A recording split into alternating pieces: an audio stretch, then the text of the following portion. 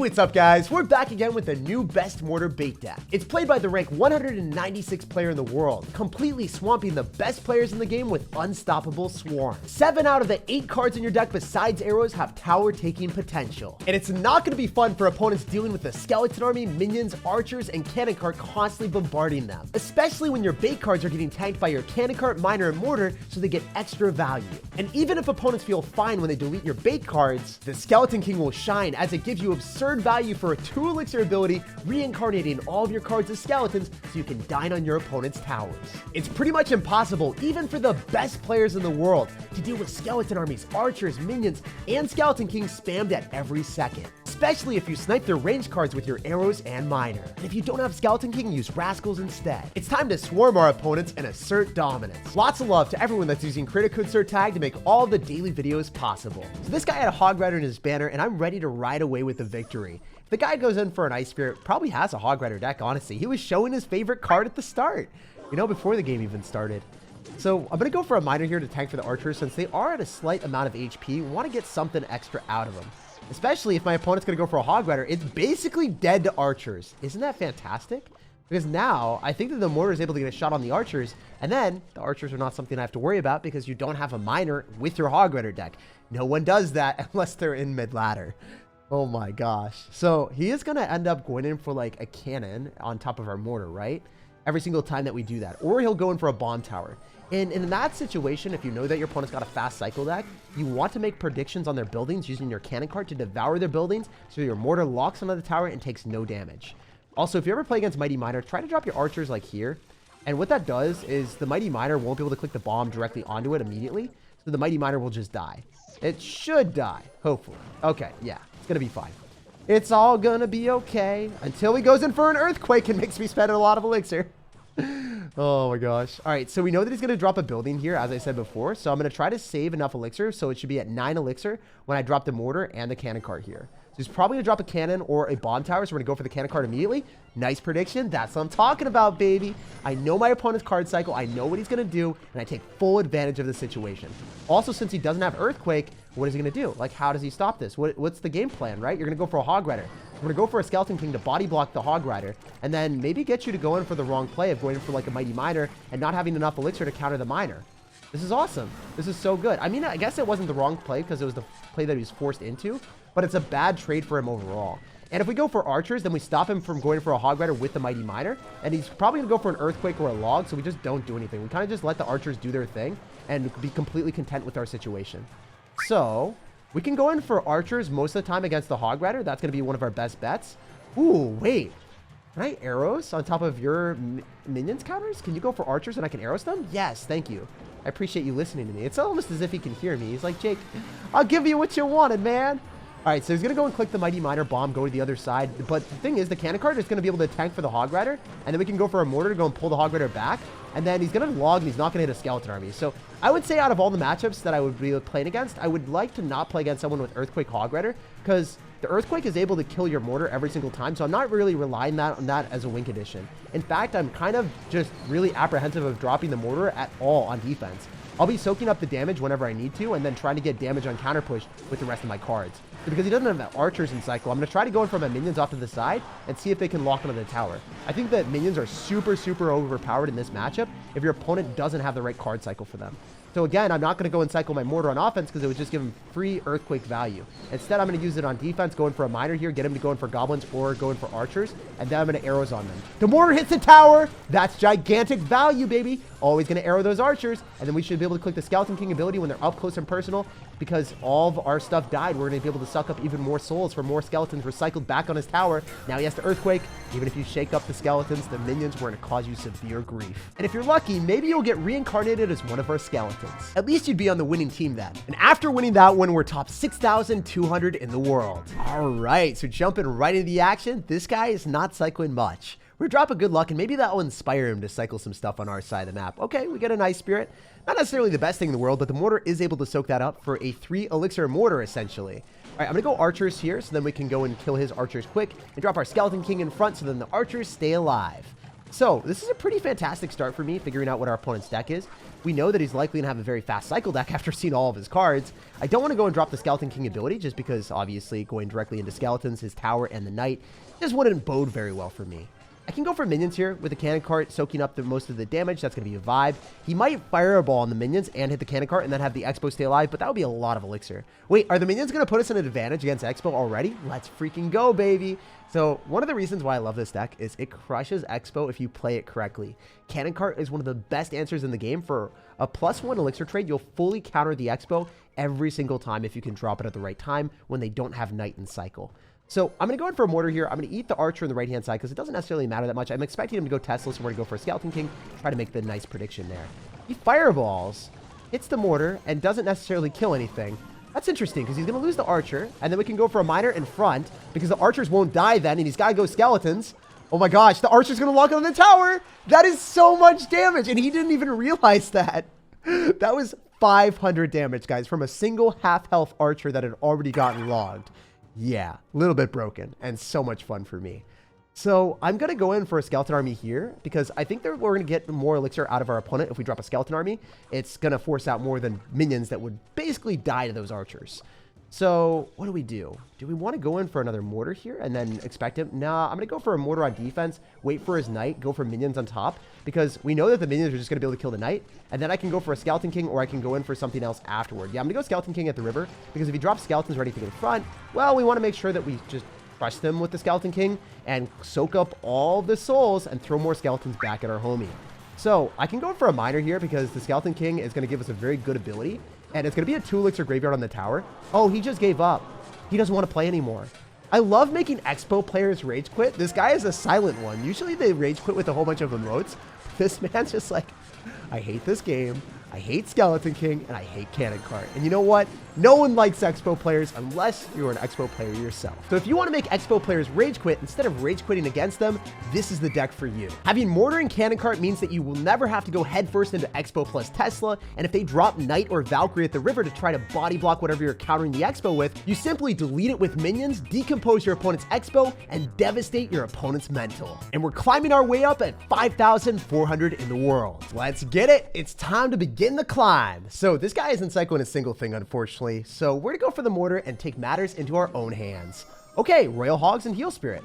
Could this be 3 Musketeers? Well, I guess that's a resounding no whenever he drops the Firecracker. I'm gonna arrows on that immediately just so it can't splash on my precious archers.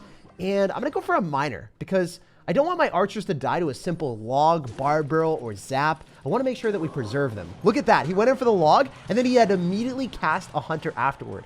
That's 6 elixir wasted on archers that I didn't even mean to use on offense. They were just a defensive card there. And we got so much value off of them counter pushing. So I'm going to go for a cannon cart, and because he used this hunter, I'm going to go in for minions because he's down so much elixir. Yeah, he's down so much elixir. He has to go barbarians, and they're about to get shredded.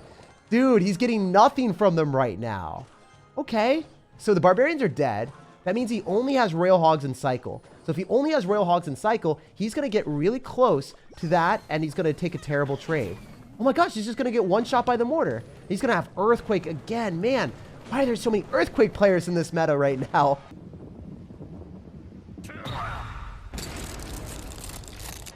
Seriously, it's like the worst card to play into when you're playing our deck. 2 mortar shots, though. That's exquisite.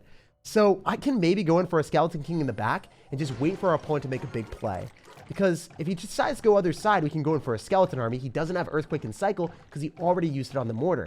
That would generate a negative trade if he decided to go and spend too much elixir on the Skeleton Army here. And then we could pulverize him with our elixir advantage using the Skeleton King. So usually Skeleton King is just waiting for your opponent to make one slip up and then casting a 2 elixir graveyard in their face. I'm going to arrows here because I am able to hit the tower and damage down the goblins. I might be able to go for a cannon cart as our best defense because it's going to be able to make sure that the hunter doesn't hit everything that's super close to it, right? The hunter's shotgun shells don't even get a chance to hit the cannon cart, apparently. That's fantastic. I'm going to go for a mortar exactly when I'm at 4 elixir, and I'm going to be at 0 right now, but our opponent is at such a bad spot that I want to take the pressure to him when he's at a low amount of elixir. I think the mortar will be able to shoot the Firecracker or the tower, depending on what happens. What the heck? Wow, I really thought that the Firecracker was closer, but I guess not. Okay, maybe the Firecracker was closer, but the tower was closer to the mortar's heart, and the mortar really wanted it. Okay, so I'm going to go for the Skeleton King ability just to distract so the archer doesn't immediately die. I think that's worthwhile because if we can kill the barbarians, that's fantastic. I'm going to go in for another cannon cart here. He's probably going to go for Royal Hogs. We're going to split our skeleton army, and I think I'm okay just splitting up our archers as well. Notice how much value I'm getting with split skeleton army, completely cleaning up the goblins, so I don't even have to spend as near as much of elixir that I would have had to. All right, we can go for a cannon cart and a mortar push whenever I get the chance. But other than that, I want to go for arrows on top of goblins and also a firecracker. Let's go! I love making predictions like that. It was just extremely obvious because he had to do it. We're going to go for minions. He might go for an earthquake, so I don't want to drop any ground card that could get hit by that. Wow, these predictions are paying off in dividends. We can go in for a mortar here aggressively and then follow up with a miner on his firecracker. He's expecting the miner to be on the tower, but this time it's actually going to be on the firecracker. Oh my gosh, that's cracked. We can go for the Skeleton King ability if we can afford it. That would be incredible. We're going to go for archers off to the side because he doesn't have firecracker to snipe it. And then we can follow up with a cannon cart depending on what happens. If he goes in for a hunter, it's going to lock onto the cannon cart instead of hitting the mortar. And all we need is one more shot to ride away with a victory. Let's go, baby. More mortars equals more wins. And it's so much fun to do. This mortar will lock onto the tower. If not, then it allows us to keep up the pressure, so he's not able to go in for Royal Hogs. He's not able to go in for any offense. He has to focus on defending against the mortar, and then he has no elixir to defend the miner, and he can't stop the arrows because he doesn't have monk in his deck. The endless cycle of offense with mortars and miners constantly bombarding your opponents is utterly unfair. And in most situations, it can't be countered. And we've climbed up to 4,700 in the world. To jump into this game, we're going to show this man what stars are made of. He's got stars in his name, but we're going to put them to shame with these archers. They're so overpowered right now. You've got a legendary magic archer, but he just falls short of the power of the regular archers. So unfortunately in this situation, we don't have a good counter to monk because everything kind of gets reflected. It is what it is though. It's going to go and drop the monk ability rather early, so that's good for me. I might want to go in for like an arrows to finish off the magic archer if it doesn't die, but it does get clapped by the mortar, so we're in a decent spot. I can go for minions here. And then I'm just going to let the minions roll because I see Inferno Dragon with Magic Archer. It's going to be a Ram Rider fast cycle deck for sure, right? It has to be Ram Rider. Marvin the Minion giving us a couple slaps on the tower. You love to see it. And you know what's even better about that? He ends up dropping his Barb Bro, which is one of his better answers to the Skeleton Army. And now we can go in for a Skeleton King on the other side. Let's go, baby. This is going to be really annoying for him because the Skeleton King is going to get directly on the tower. And look at the skeletons, the 2 elixir graveyard. Isn't that dumb? Look at the damage I'm getting on the 5 elixir monk. That's ridiculous if you ask me. Maybe you're not asking me, but, you know, hopefully you are. We're going to go in for a mortar here, so it is able to pull the Ram Rider, and hopefully it targets onto the Magic Archer. Targets onto the Magic Archer, that's a W for me. Nice! The monk isn't getting targeted by the cannon cart too. Fantastic stuff. That worked out so much better than anything else could have. So I'm going to go for archers here. I should be able to pull a lumberjack unless I'm extremely unlucky. And then the lumberjack's going to die. I don't think the archer's going to survive either because the rage. It's okay. We can go in for a miner and we can go in for minions. I think he's going to have enough elixir for goblins, but who knows? Who knows what's going to happen here? Go goblins. What does he do? I think he's going to have to fireball. Yeah, he goes in for a fireball because he was waiting so long and he just eats the miner damage. Climbing our way back into the game, baby. Let's go. So our skeleton army is going to be our best answer every single time to our opponent's Ram Rider push. But I can't necessarily drop it because it's super predictable and he'll probably go in for magic archers and stuff to be a problem. Okay, so we're going to go in for a mortar here. It is able to pull the Ram Rider. Then I can go in for archers here on top of the Inferno Dragon. And I can maybe go in for a skeleton army afterward. I just don't want to drop it directly into a magic archer if you guys know what I mean. It's not the type of magic that we're looking for here. Skeleton army squelches that quick. And then the archers are going to provide some type of utility on the left-hand side. The monk will die without too much of a value for our opponent. And then we can go for a cannon cart here. I think the Inferno Dragon will still give us some grief, but it's not terrible because maybe the mortar can shoot the tower just once. Okay, not happening. Feels bad. I guess I go miner here and then I skeleton army afterward. Not the best transaction, but with the cannon cart tanking, maybe the minion can lock onto the tower to give us some nice damage. And then I can go for arrows. Yo, minion, let's go, baby. All right, we're kind of in this game. Not a great game, but it works. This is definitely one of the more difficult matchups because the annoying monk kind of counters every single one of the cards in our deck. Out of all the cards I wouldn't want to play against, probably be the Mr. Monk man. All right, so fantastic archers, fantastic Skeleton King ability. I think we're back in the game. Still a little bit scary, but it is working out. So I'm going to go in for an aggressive push with my archers on the left-hand side and try to go for dual lane pressure because if I try to go same side the entire time, I'm definitely going to lose. So I'm going to go in for a Skeleton King here as well. Fortunately for us, he goes in for a Magic Archer and spends a lot of elixir. That's kind of what we wanted him to do. Even though it looks like a good transaction for him, I don't think it's the best thing in the world. I'm not fully convinced. So we're going to go in for a Skeleton King ability to tank for the minions. And then he's going to go for a Lumberjack. We can go for a cannon cart and keep up the pressure here, because if the minions stay alive and the skeletons are tanking, he might just die to the minions. There's a chance that the minions just win us the game. It's kind of close for a second, and then until it wasn't, but it was cool. All right, so we can go for a skeleton army here. It's going to be our best way because the bard barrel doesn't reach far enough to kill everything. And then we can go for a skeleton king. Notice how I'm forcing out all of his elixir on the left-hand side? That's definitely not what he wanted. We're going to go for minions. He's going to fireball on this, so I don't want to drop the skeleton king ability because it gives him too much value. I'm going to drop it now after he can't fireball on the minions because the minions are actually dead. I'm going to go in for a cannon card afterward, and then I think I can go in for a miner here. And then I want to go in for a skeleton army on top of the monk because I don't want the monk to get any value with the ability on our tower. Then I'm going to go in for a mortar aggressively, and then I think I want to just keep up the pressure here. So I'm going to go in for a skeleton king afterward, and then I think I might lose the game. I'm going to go in for minions, and I'm also going to go for archers. I don't think that killed the ram rider, and then he should be able to fireball me out. If he doesn't fireball me out, I would be flabbergasted. There's a chance he doesn't. Like, these minions are... Oh my gosh! Holy heck! He didn't fireball me! Oh, jeez. I don't think he realized it. Or maybe the fireball went to reach in time because the mortar was on the tower, skeletons were on the tower, and miner was hitting him hard too. He might not have had enough elixir because he was so focused on distracting, and then he was going to try to fireball afterward. But things fell apart fast, and his towers simply didn't last. Instead of fireballing, everything burst up in flames for him. After winning against a really difficult matchup where we only had skeleton army to counter that monk, we're top 3,800 in the world. All right, let's get into it. You guys already know the deal after that dominant W and crazy win that I didn't really expect. Maybe we can keep it up. We're going to go in for the mortar in the middle, and this guy's going to go for goblins. So we see Ice Spirit and goblins. Probably going to be a fast cycle deck, potentially going to be minor poison. Gonna have Inferno Tower though, so not the minor poison deck we're used to playing against. All right, I'm ready for it. Dark Prince. Oh, it's gonna be minor poison, probably with Royale Delivery and Dark Prince. The Baby Nate special. So we can go in for the cannon cart in the middle, or we can go Skeleton King. I think Skeleton King is slightly preferred here, simply because it costs less elixir, and it also gives us the exact same thing. Good counter push. Allows us to cycle back a little bit faster, so we're gonna go blast him with the mortar and see what's cooking. Definitely do not want to go on the same side as him for the entire match. Oh, he's gonna have Rocket. Oh my gosh. Wait, what is this deck? Is this like log bait with Dark Prince instead of Valkyrie? Like, I'm extremely confused about what I'm playing against right now. One thing's for sure is I'm going to be spamming mortars because that is the pathway to success. My opponent has to rocket on my mortars. That is going to be the worst way for him to play the game. Like, he'll literally rocket himself into a situation that he just won't be able to come back from. Like, he's going to rocket himself out of space, and then he won't have a rocket to come back into the earth, you know? He's just going to be left there stranded with no way of getting value. Seriously, if you -2 trade every single time, I don't know what you're supposed to do then. So the cannon cart will potentially lock onto the tower, depending on what happens. I'm just going to go in for minor arrows on top of the goblins, eat the Royale Delivery damage because it doesn't matter. I'm going to go minions because I don't want to get pre-logged if I go skeleton army. I'm just thinking about it. I was like, if I get pre-logged, then the Royale Delivery ends up doing a ton of damage. The miner just gets 500, and then it puts him back in a winning position. But it's still a little bit scary since he has rocket direct damage on our tower. So what do I do here? If I go in for a mortar, it's obvious that he's going to try to go in for a Inferno Tower and probably like a log.